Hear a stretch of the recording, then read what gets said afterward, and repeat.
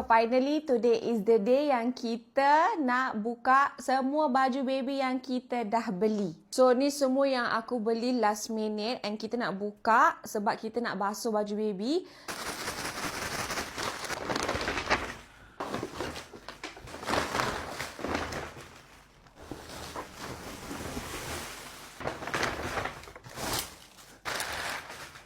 So korang, ini semua baju yang kita akan basuh, yang kita akan buka dan asingkan. Jangan jadi macam Sally, hujung-hujung baru nak buat. Tolonglah buat awal-awal. Nak buka baju satu persatu. Habis saya rasa kena buka satu paper bag untuk buang all the tagging. Ni nyomel kan? Nyomelnya. Macam tu.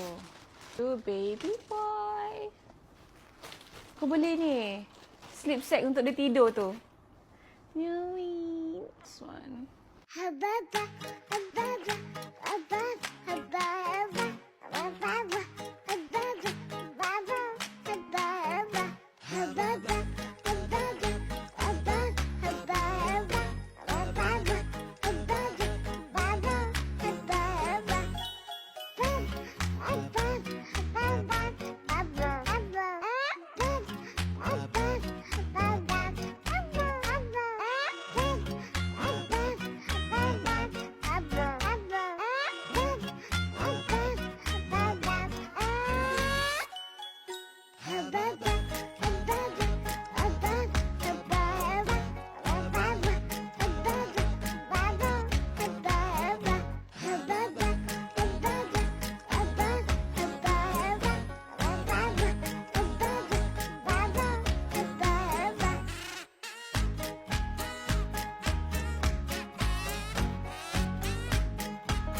So, kita dah asingkan yang tu baby girl, baby boy. Yang tu ada dia punya bib. Yang tu baju putih sahaja. Korang nampak banyak tu, sebenarnya baju ni semua berlainan saiz. Okay, ada saiz newborn 0 sampai 1, 1 sampai 3, 0 sampai 6, 3 sampai 6.